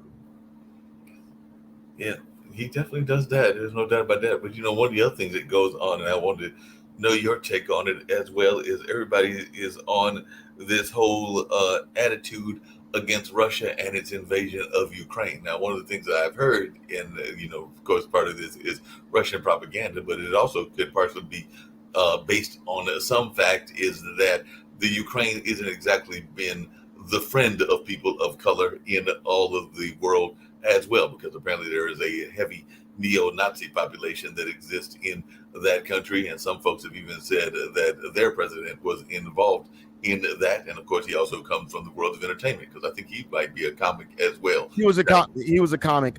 Here's the thing: I really have no opinion on the Ukraine. I honestly think the Ukraine is just a big. We ended the war in Afghanistan. Supposedly, they needed another place to send questionable money for all of our war companies, the companies that only profit at wartime. Mm-hmm. So they needed Russia to attack the Ukraine in order to make money. Right. So they're sending money over to Ukraine to defend it. And as long as Ukraine keeps ordering, you know what I mean? Hey, who's paying the bill? The American people are, to defend Ukraine. Right. But we can't get decent water in Mississippi. Right. Or even in Flint, because Flint still got water problems. So, and notice those are all black areas. So there's no concern. Right. Coincidence? No, but I've also had some friends on this network that have told me that I am wrong for bringing up environmental racism, because they sometimes will make a joke. So you're going to tell me that there is a racist conspiracy against trees, and I'm going, no, it's not against the trees. It's kind of what you just mentioned, that some of these incidences are happening in our communities and all of that. Like I said, I live in Durham, but I grew up in a little town called Warrenton, and we were part of one of those chemical dumps way back in the late 70s and early 80s, where they intentionally dumped in poor areas, and a lot of those poor areas were historically minority, because they knew that nobody was going to be paying attention to that, and some people are still facing health consequences from that many years, decades after that happened, and all along those lines. And that's just one example. The Tuskegee experiment. Mm-hmm. They were shooting up people with syphilis. Right. They tested gynecology experiments on black women with no anesthesia, because black people can handle pain more. This is the history they don't want people to know about, because they don't want people to realize, like, holy shit, excuse my French, but we've been treating black people like complete garbage over the years. Oh yeah, no doubt about that. You had also brought up the whole concept of bullying and all of that, and I was actually going to ask you whether you think that one of the comics that you've mentioned a couple of times, whether that incident that he had with Will Smith was an example of bullying, or was this just a staged incident? Because some people have been having questions as to whether he was having some bullying things, partially of what his, meaning Will's wife, was going through with that alopecia and all along those lines. But I was just wondering, as a comic, what your take was on that incident that happened earlier this year. Jada Pinkett drags Will Smith by his balls. Excuse my French. Right. You can tell she wears the pants in that family. He has no control. Any man with control, there's no excuse for that. If he had real control, he would have said, "I'm gonna talk to Chris after the show. Don't worry, baby, I got you." Him and Chris could have gone into a room. He could have beat the living shit out of Chris Rock behind the scenes. Mm-hmm. Chris Rock would have never said a word like, "This stays here. Right. I don't want you to talk about my wife." And part of my thing is Mr. Direct's real talk. I say it like it is. Mm-hmm. For him to do that on national TV tells you Will Smith has no control over Will Smith. Right. Jada threw a shady eye like, "Ooh, baby, I don't approve of that," and he was willing to react right away. Mm-hmm. He knows he's wrong. Right. And everybody, Chris Rock has got to watch what he said. Chris Rock tells jokes. Mm-hmm. Chris Rock tells jokes. Mm-hmm. He was paid to tell jokes. Right. She shows up with a bald head looking like Morpheus from freaking, what was that? What movie was that? I'm trying to remember which wasn't Black Panther, but I'm trying to think of it. No, she looked like Morpheus from, what was that with Keanu Reeves? Oh, was it The Matrix? Matrix. Right. Showing up looking like Morpheus from The Matrix. And she's mad that somebody called it out. Right. And as a matter of fact, he said, I'm waiting for G.I. Jane 2. Mm-hmm. Demi Moore was sexy as hell with that bald ass head. Yep, no, Demi was definitely sexy, and Demi is still very much sexy and all that. You know, one of the things that happens in Hollywood, and I'm surprised that more comics don't use it as comic fodder and all of that. And I just wanted your take on why they don't, or maybe they do, and I'm just not recognizing it. But you know, there have been a lot of conversations about these different Hollywood couples and how they are part of the active, and it is a larger group than we like to think of in the United States, swinger community and all of that. And even there's been talk around the ones you just mentioned with the Jada and Will. There have been a number of others. I think even maybe some conversations around Gazelle and Tom and a number of others. But I guess my question to you is that just a subject matter that is off limits because of the rise of the LGBT community and some of the other communities, or is it just one that has been missed fodder and all of that? I think you don't want to talk about the stuff that you're possibly involved with yourself. Okay. when you make, okay, so here's the deal. So I'm a single man. Right. Let's say I fall into 100 mil tomorrow. I play the lottery, I get 100 mil. Mm-hmm. How long before you think women who I might have been too black for not knocking on my door? Right. Right? How long before you see black women that probably would never look at me start knocking at my door? Mm-hmm. Women can say they're not materialistic all they want, but guess what? You could be the ugliest man, but 100 million will make you look a whole lot better. Right. It's a lifestyle. When you get towards Hollywood and you're away filming movies and you're gone for 6 months and you're healthy, you got a high testosterone level, you got a high libido level, right? You have needs, you have wants. Some couples have an understanding, just don't let it come back home. Right. Historically, Ruby D and Ozzie Davis had that kind of an understanding. Mm-hmm. And Ruby D said, while he stepped out, she never did. Right. But he was honest about it. Like, this is what I do. I'm filming somewhere. I got needs. I'm going to do what I do. Right. Now, I will tell you, in the American culture system, marriage is an American concept, if you think about it. Mm-hmm. If you look at other, like Africans, you can have as many as women as you can afford. Right. And it's funny, I got a guy that I'm friends with, and he's straight out of Africa. He's from the Congo, right? Very successful man. He has 2 girlfriends openly. He's into the polyamory life, right? Uh-huh. The women know each other exist. He's able to afford them. He's got a kid with one of them. And you want to know something? I honestly believe in myself. I don't see a problem with it. Yeah. If the women are volunteering to be in that lifestyle, who cares? No, that makes a lot of sense. And you've got some people that would argue, and it comes back to our conversation to a little bit around religion, because there are some people that would argue that marriage itself was actually more about a contract between families than it was about true love. If you look back at the historical version of marriages and all of that, because you got that too. Huh? You got that too. Just you agree you're going to take care of this young lady. That's it. Right. You know, and again, in Africa, it's how many women can you take care of? You know, the men get to be lazy because the women do all the work. Right. The men are sitting around all day talking smack to each other, and the wives are hunting.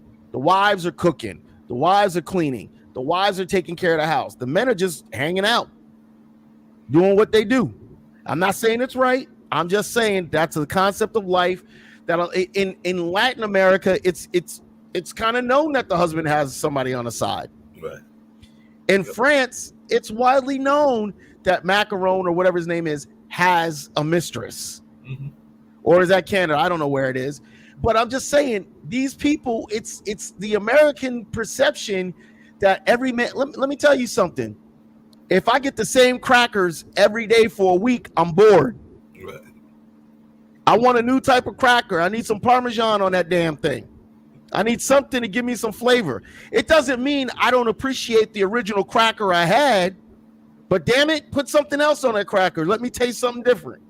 Speaking of that, and all along those lines, you mentioned that you have, and everybody has their rights and their favorites that they have and things that they desire. A good friend of mine, one that I'll probably catch up with later on this afternoon, will tell you that he loves the redheads, and he's actually relatively short and relatively stocky and all of that. But he will tell you he loves a redhead in a minute. So I was just wondering, and you have mentioned you have an affinity, I don't know if it's redheads or blondes or what, for white women and everything, but do you think that as a society that we should be trying to sample more of the plates that are out there? Because you have some people that will tell you, they're not going to be satisfied until they've had their Latin girlfriend, their Asian girlfriend, their African girlfriend, their whatever parts of the diet are out there and everything. So I was just wondering, when you speak to young men, do you encourage them to go outside of their comfort zone if they are in that dating space?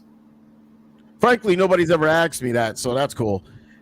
Two, one, I don't have a preference for anything. I like what I like, and who likes me likes me. But like your friend about the redheads, I love redheads. Redheads are listen, when it comes to redheads, they're either really good looking or they're really ugly. There is no in between, right? What I do like is a woman that is comfortable with herself sexually. Right. I like a woman who doesn't mind being sexually aggressive.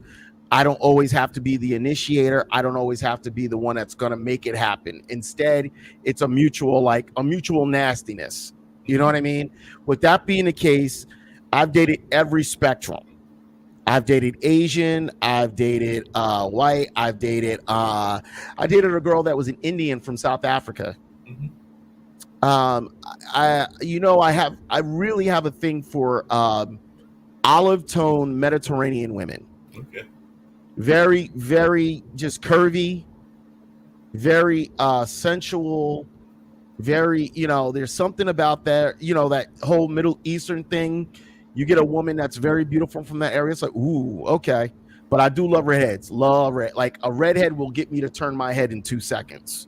Gotcha. Do you feel that same way about your food choices? Because I know that I love going. There's actually a Mediterranean restaurant not that far from here that I will go and get dinner from them on a regular basis. There's a Chinese one that isn't that far away either. So I do find that I have very diverse eating habits. So I was just wondering, do you find that you like to get the food from around the world as well? I do like food. I like to sample different types of food.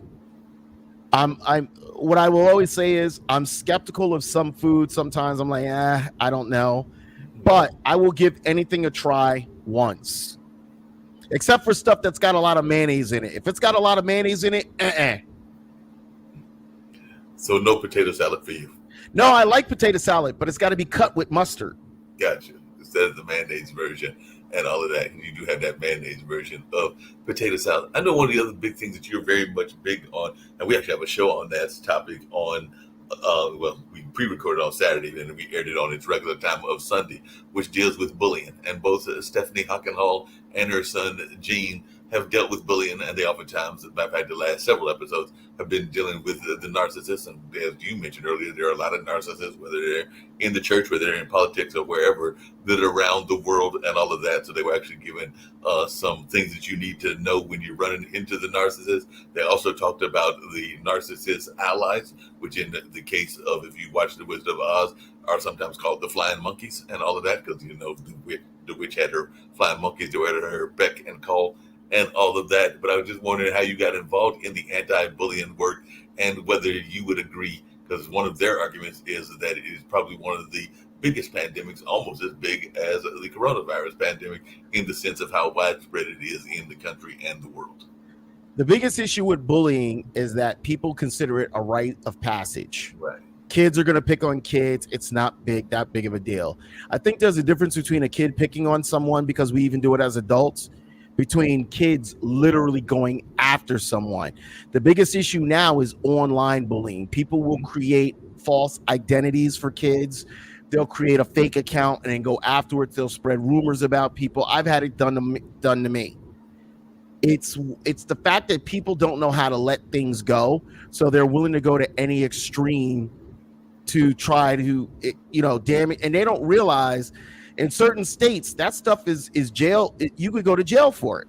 Yeah. I had a guy the other day. We were talking about Trump. He said something stupid. I walked away from it. I blocked him. I was like, yo, I'm not dealing with you.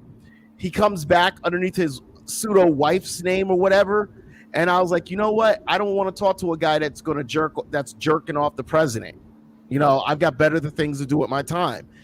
And he goes, oh, so now you're making sexual innuendos or whatever towards my wife. I go, no, I was talking about you. Mm-hmm. Right? You went underneath your wife's account. Then you started to email me at my personal email account, and you sent me a text message on my personal Google account. That's bullying. That's harassment. And the fact that he didn't realize that, because because part of bullying and harassment is privilege. Right. People believe they have the right to do it, mm-hmm. and that no one has the right to tell them not to. Right. I'm mad. I don't like this person, so I'm going to do it as much as I want. Now, I would say years ago, you know how you solve it? You punch a bully in the mouth and see what they do. Mm-hmm. Yeah, most of them will not respond well to that. And that's you can't say it now, but what I will say is, what people need to do in kids, you need to screenshot everything, and you need to send it to the police and let the bully deal with the police. Right. Let the bully specifically deal with the police, because now when you've got it all screenshot and you can show the history, wow, they could get a lot of years for every piece of evidence. So if you've got 5 or 6 different threats, 5 or 6 different things that they've said, there's a sentence for each one. Like you could really hammer home on people. You could really do it to people. I think the problem is that people don't feel good about themselves, so they want to make other people feel bad about themselves. That makes sense. But do you think that the police are able to actually handle bullies? Because I know a lot of times they say that the police have a hard enough time dealing with the actual more mainstream criminals and all of that. But definitely they have been a lot of conversations around police not being able to deal with bullying, deal with domestic violence, deal with mental aspects of our society, be that homelessness or a number of other things. So I was just wondering, just as a citizen of the United States, do you think that the police are able to deal with that, or would you like to see more of our training, particularly for our law enforcement and first responders, in that space? Truthfully, the police choose not to do anything. That's why I said you have to save every piece of evidence of what you have. Mm-hmm. Unfortunately, it used to be where the police would say, let's go and take care of it. Right. Now, if you just say, well, this person's doing this and this person's doing that, it's hearsay. Mm-hmm. Because the police are so scared of doing the wrong thing and getting sued. Right. So now, if you save all the information and you give it to them, and they don't do anything, it's on them. They chose not to do anything. The problem is most people don't know how to protect themselves. Right. You need to screenshot everything. Even if you got nasty with them in back, you got to be willing. Hey, look what they're saying. Look what they're doing. This is what they do. This is what lawyers do. Right. Lawyers do this. Oh, show me a trace of all the emails what this person said, right? Oh, so you threatened them on January 1st, January 10th, January 15th, January 31st. Then you picked up again February 1st. You picked up again January 3rd. For some reason, like create that list. Yeah. So now every time you talk to the police and if the police don't do anything, you turn around and say, listen, I came to you and showed you 8 instances where this person was threatening me. You chose to do nothing. So now I'm not only going to sue them, I'm going to sue you. That makes the police pay attention. Now, and speaking of the police paying attention and all that, and I actually alluded to it earlier in this conversation and everything, I'm of the opinion, I'd love to hear your thoughts around this, that and it comes back to politics and all, that we as Democrats, progressives, whatever terms you want to use, are sometimes our worst enemies. Because I actually hate the term defund the police, because I think that most of the people that use that term, that is not literally what they mean. I think the vast majority of them, it just mean that they don't want the police to have super tanks and a whole lot of super weapons and all of that, and definitely don't want the police having a big multi-billion dollar or multi-million dollar franchise in downtown, whatever city they may be in as well. So I actually think defund the police, just like some people might say Black Lives Matter and some of the other slogans that we have come up with. Actually, the slogans hurt us more than they help us, because they can be misinterpreted or misdirected in what they are actually asking for and all of that. But I just wondered your take on that term and whether you would agree with me that maybe we should have come up with a different term. Here's what I'm going to tell you. The progressives, I'm more of an independent because I voted Republican. I just don't vote for the president as a Republican, because on a national platform, Republicans are idiots. Gotcha. That's my opinion. And if somebody's offended, oh well, guess what? It ain't going to change. The Democrats do a bad job of marketing. Right. That's my point. They just get it wrong every time. Yeah. And no matter how hard you try to explain it, they continue to just make it completely asinine of their marketing. Right. It's like they literally are looking for reasons to, and this is why I say I don't necessarily care for the Democrats or the Republicans, but I really don't care for Republicans, because the Republicans sadly cater towards, because in their hope to get votes, they cater towards the racist base. Right. And they know they do. They speak in languages that the racist base knows in order to attract them. And they do it, they try to hide it, and they try to act like, no, that's not what we're talking about. Yes, that's what you're talking about. It's the Democrats need to do a better, if they care, they need to do a better job of reaching out to the community for poor Black people, poor people in general, women, and it needs to be less lip service and more action. What are programs that will directly work for us in general? Some programs need to be targeted for everyone. Some programs need to be targeted specifically for the African American community. And the problem is when they do that, because you have some Democrats that are racist, they get mad because they're, whoa. I'm all for equality, but now you're doing a program that helps them. It doesn't help us. But some programs need to be targeted towards the African American community alone. And then you have some programs that need to be targeted towards the gay community. Some programs need to be targeted towards women. There's nothing wrong with standing your ground and saying, listen, this community needs it. We're going to do it. The problem is those people who still believe that we need programs that everyone can touch, so we all feel like we're getting some of the pie. You know what? If you're getting 3/4 of the pie and this program is only going to help me get maybe 1/16 of it, you need to sit your ass down somewhere and let me get my 1/16 of a pie. Right. No, that makes a lot of sense. I know another thing that you're very much into and everything, and actually it's a friend of mine does work on this topic, is entrepreneurship and all of that. And a lot of people would argue that we saw a rise in entrepreneurship during the pandemic because more people were sitting at home. So they were definitely, maybe not doing as much of their regular work and other things. And sometimes the entrepreneurship was done because it was forced entrepreneurship. I know a number of people that decided to drive DoorDash and or Uber or Lyft and or Grubhub because they needed to raise that money and all, because definitely a lot of us were living more paycheck to paycheck during the pandemic, even though that's been going on for decades as well. But I think that the pandemic really put it out there more so. So I was just wondering what your thoughts are around entrepreneurship, and can we ever really create another Black Wall Street? Because I've heard some people say that we can create maybe a virtual version, but there's never going to be those kind of communities like a Durham or a Tulsa or those others that were centralized Black Wall Streets and all of that. But I just wondering your take on entrepreneurship.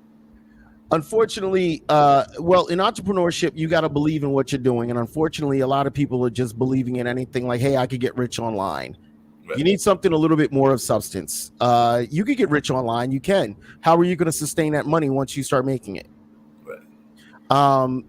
Because I do public speaking, because I've written a book, because I'm writing another book, when I start doing public speaking, I've got 3 forms of streams of income to come in easily. Anywhere I go, if I do a public speech right now, I could sell my book. Right. So let's say I get lucky and I get to speak to 5,000 people. I could tell the place, here's the deal. Buy 2,500 books, right? But you're still going to pay me my $5,000 fee. Right. That's feasible. That's feasible. So now when people walk in, you can give them a book. Every other person, give them a book. People come up to me and actually sign it. I just sold 2,500 copies. A lot of these people don't understand really what it takes to be an entrepreneur, and I'm still discovering it. It takes a lot of work. Right. You've got to be willing to put that, and if you're not willing to put that work in, it's not going to happen. It definitely takes a lot of work, takes a lot of sacrifice, but I also wonder how many people in the entrepreneurship space, one, that don't understand their worth, because I understand, because you brought it up a couple of times, you definitely understand your worth. I try to understand my worth as well, but you do have a number of people that will give away their services for free, because I do know a number of people, that same friend that I mentioned that likes the redheads, that being my buddy Ray Pasco that you heard me talk about. I'm guilty of it. Everything. He oftentimes will talk about something that he calls the brain drain, which means that people will ask for advice and then give them the advice. They don't want to give you any sort of compensation. So basically, they're trying to drain your brain out of the knowledge. I'm very guilty of it. Right now, I'm doing a podcast for a guy that I admire. Mm-hmm. And to do a video podcast, it's $1,000. Mm-hmm. I'm videoing it and then I'm bringing it home and editing it. It's $1,000. I'm also running his comedy show. Right. I'm doing and I'm putting my business out there, but I'm being honest. I'm doing both for $600. Mm-hmm. Right? Well underneath what I should be making. Right. So I've been able to get by comfortably with the money because I'm still pursuing the other stuff. It's not that hard. So now the comedy show's not going as well for whatever reason. So now I'm underneath the contemplation of, okay, well, because you were paying a comic straight up, I'm okay to let that go because it's not coming out of my pocket. Right. But I was giving you a rate at doing the podcast and the comedy show for $600. Now, it's easily verifiable that even if I said, okay, I'm just going to edit it for you. If I'm driving down there, it takes an hour to get down there. I'm down there for 2 hours. There's 3 hours right there. I drive another hour north. That's 4. Once I do another hour north, it takes me 2 hours to edit your video. So that's 6, right? So now standard rate, which I love, I'm doing this because I want you to understand what I'm doing it. So standard rate, if you're editing for someone, filming and editing, standard rate normally, where's my calculator? So I said 6 hours. So 6 times 175. Mm-hmm. Ooh, did it wrong. Hold on. 6 times 175. That would be 10. That would be 1,050 every week. Right. So now I'm going to go to him and say, listen, here's the deal. I'm not going to shit you. You've been paying me $600 a week. I'll continue to make the $600 a week from you. Right. Why?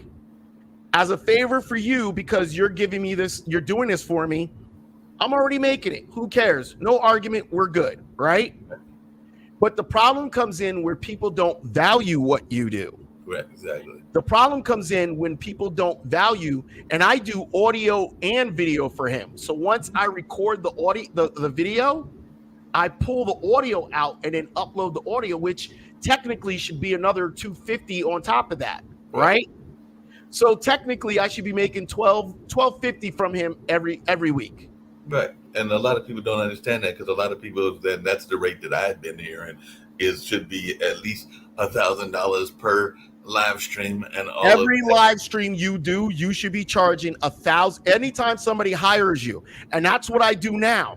When someone says because I've got a studio here. Right. So I'm trying to buy, like how this chair, buy the green screen chairs. Mm-hmm. And I'm trying to, I figured out a way where I can make it that I can monitor, that I can do it, sit people in different chairs and make it work, right? Uh-huh.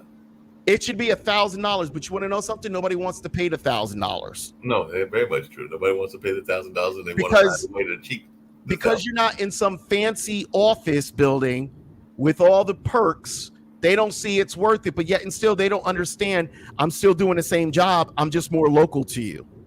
Yeah, and not only that, but I mean, we saw that a lot of the stuff that live streamers had been doing for months and everything, the regular quote unquote more mainstream media were forced to do the same thing, because at the height of the pandemic, at the beginning of the pandemic, where did every newscaster have to go? They had to go home too, which meant that they had to do their reports either using StreamYard or Zoom or Restream or one of the other services. So they also recognize, and many of them are still doing it, because I do know that I've even watched some reports even in the year 2022 from big time anchors and big time news folks that are still using some of that platform. And I think even the early Saturday Night Live during the pandemic, they were doing the different streams and everything in order to get those shows up in the early part of the pandemic.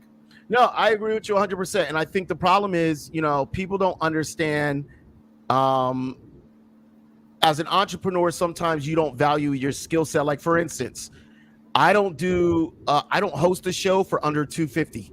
Mm-hmm. And people are like, what? And I go, I'm the producer and I'm the host. If I don't make $250, and people are like, why? And I go, well, imagine if I'm doing 4 shows a week. I just made $1,000 for doing what? 3. So what's 3 times 4? For 12 hours of work, I made $1,000.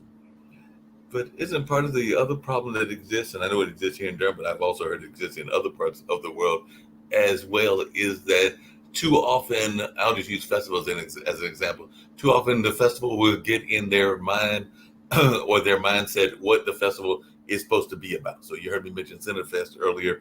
That is considered to be a premier arts festival, and that is the focus. It is more on the visual arts than the music. Now, they've got 4 stages and all of that, but I can tell you for a fact that the musicians are probably way underpaid, because it is seen as a art festival. It's not necessarily seen as a music festival. What I've learned is it still comes down to what you negotiate for yourself. Exactly. If you don't negotiate what you're worth, mm-hmm. you're never going to get it. Right. When I do shows for towns, it's a comedy show. I charge them $1,200. Right. And some other guy comes along and is like, oh, I'll do it for $400. And I go, okay, you pay $400. You get $400 worth of work. Right. I'm charging you $1,200. I'm bringing in names. Right. I'm bringing in people that are guaranteed to kill. Right. He's bringing in somebody who's performing in front of 50, 60. I'm bringing in someone and paying somebody that's performed in front of thousands. Right. And here's the deal. I could get in front of thousands. It's not that I'm famous. I don't care. I'm getting on stage and just having fun. I do crowd work. I could do crowd work with 10 people in front and make the other 100 people laugh their behinds off. Right. Because I'm just having fun. You know what I mean? But if you're not willing to buy into it, and if you're too busy scrutinizing it, which goes back to the point of one of the things we talked about, you cannot perform for your own people, because your own people scrutinize what you're doing harder than strangers. Strangers are in for the ride. Oh, this looks fun. Your people want to scrutinize. Why did you say it like this? What did you do it this way for? I don't want to do this to you, but we're running on 2, and I got an appointment. No, I'm going to wrap up as well, and I appreciate you saying that. So actually, I was getting a phone call from my buddy Ray and everything. So I'm actually going to leave you on full screen for a second, because one of the things I do toward the end and everything is I give people the opportunity to share where they can be found and all along those lines. And hopefully that you will come back, because I've been thoroughly enjoying this conversation. Hopefully we're going to have a further conversation. But if you will share where you can be reached at, your social media, what other message of hope that you would like to give, because that's something I try to give all my guests to do, because we are an international platform, this whole Pod TV network. So if you have a message of hope in these difficult times, I'd love for you to share that as well, and then we can wrap up with that. But I'm going to give you full screen to bring that up. Oh, I got the full screen. That's what I'm talking about. Full screen privileges. Listen, at the end of the day, my name is Marklyn, Mr. Direct Johnson. I'm a stand-up comic. I am a host, a producer. I'm a 2-time author. You can find this one on both of them on Amazon, Lessons from a Shit Talker. It's a 4.5. You can find this one, Facebook Conversations, the good, the funny, the ugly. These books are all about life and what we go through. My message for the whole entire world is believe in yourself, believe in your abilities, believe in your dreams, believe in the voice that you hear inside of yourself. Because at the end of the day, the only person that's going to make you happy is you. You cannot hold other people responsible to make you happy. Not your kids, not your wife, not your mom, not your dad, not your dog. Nobody. You are responsible for your happiness. That's your man, Mr. Direct, saying what he says all the time. Believe in yourself. All right, then. I love that message. I love that powerful message that you just put out there and everything. So on that note, I'm ready to get us on out of here with a couple of commercials and everything. And I hope that you will make a return trip and all of that, because I've thoroughly enjoyed our conversation and have so much more that we can delve into. But I know you've got to get to that Italian festival. And I'm actually talking to my buddy about possibly getting on out to some events as well. So we're here to get on out of here, but definitely I've thoroughly enjoyed this conversation, and do know that you are welcome back anytime that you're available, because I thoroughly enjoyed it, and I think that our listeners did as well. So hopefully we'll get you back in the not too distant future, and definitely would love to have you come back on to share even more of this great wisdom that you have and all of that. Feel free to let me, you got my email, hit me up anytime you need me. All right, sounds good. I'll definitely do that. We're actually going to bring up an ad from one of my friends that does marketing and all that. We're going to get out of here after this message, but definitely we will be having Marklyn Johnson on in the not too distant future with more messages. And believe it or not, I'm loving his vibe. I might even have to talk as the de facto program director about getting his show on this network. So we might have to have that conversation as well. I appreciate you, man. I'm going to holler at you later. All right.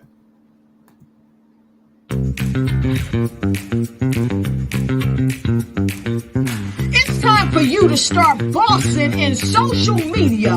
For all your social media needs, you've come to the right place at the right time to get your website designed, landing page, social media platforms, and get the training you need to get in front of the people that's ready to buy your products and services.